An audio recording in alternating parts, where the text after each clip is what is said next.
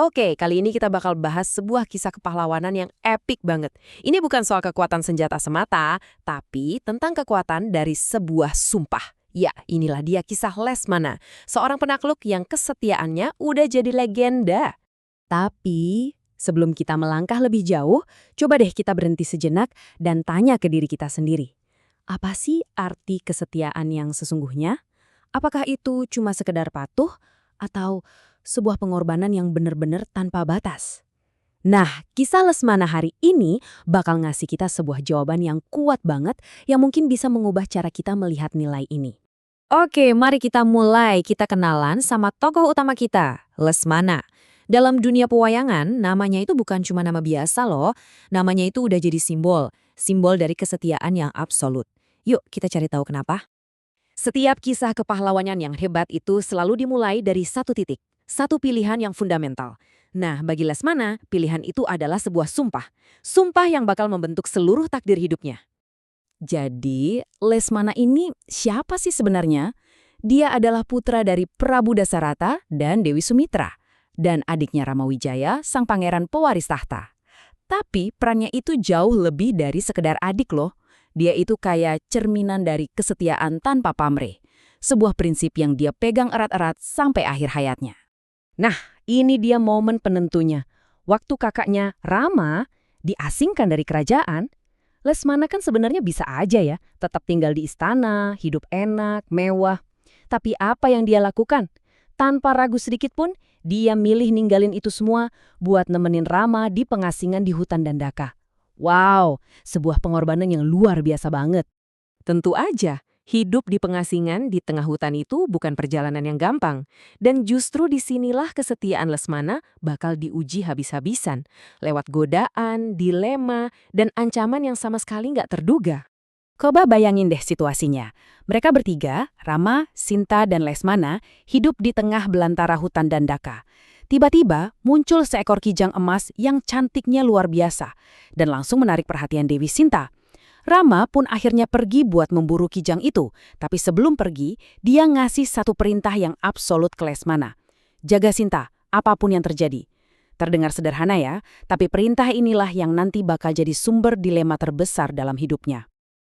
Perintah sederhana dari Rama tadi gak butuh waktu lama buat diuji. Disinilah Lesmana harus membuat sebuah keputusan super kritis yang bakal menentukan nasib mereka semua. Gak lama setelah Rama pergi, tiba-tiba terdengar suara minta tolong yang mirip suara Rama. Dewi Sinta yang pastinya panik dan khawatir banget langsung mendesak Lesmana buat nyusul kakaknya. Wah, kita bisa bayangin ya betapa tegangnya momen ini.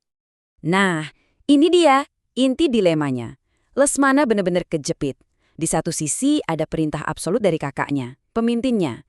Tapi di sisi lain, ada permohonan putus asa dari Dewi Sinta, orang yang juga dia sumpahin buat dilindungi. Kalau nurutin yang satu, berarti dia ngelanggar yang lain. Coba deh kalau kalian di posisi dia, apa yang bakal kalian lakuin? Dan disinilah kita lihat kecerdasan Lesmana beraksi. Dia nggak panik, dia cari jalan tengah. Dengan kesaktiannya, dia menggambar sebuah lingkaran pelindung di sekeliling Sinta, semacam benteng magis, sambil ngasih satu peringatan tegas. Apapun yang terjadi, jangan pernah melangkahi garis ini. Dia berusaha untuk menepati kedua janji loh. Tapi sayangnya, tragedi nggak bisa dihindari. Seluruh situasi ini, mulai dari kijang emas sampai suara minta tolong itu, ternyata cuma tipu muslihat dari Rawana. Sinta yang termakan tipuan akhirnya keluar dari lingkaran itu dan diculik. Nah, peristiwa inilah yang jadi pemicu perang besar yang kita kenal. Penculikan Sinta adalah titik baliknya. Peran Lesmana sekarang berubah total.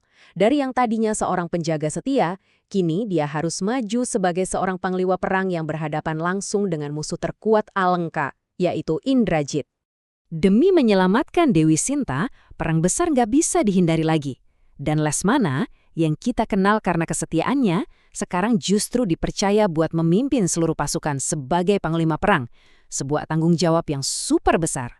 Di medan perang, dua kekuatan raksasa ini akhirnya berhadapan. Di satu sisi, ada Indrajit, pangeran Alengka yang jago banget soal ilmu sihir dan tipu muslihat. Di sisi lain, ada Lesmana, yang kekuatannya bukan dari sihir, tapi dari kesetiaan dan kebenaran. Ini adalah pertarungan klasik antara tipu daya melawan integritas. Pertarungan pun dimulai dengan sangat sengit. Indrajit, sesuai reputasinya, langsung menghujani Lesmana dengan berbagai serangan sihir yang dahsyat dan penuh tipuan. Tapi Lesmana sama sekali nggak goyah. Dengan fokus dan keteguhan hati yang luar biasa, dia berhasil menahan setiap serangan sihir yang dilepaskan Indrajit. Kesetiaannya seolah jadi perisai terkuatnya.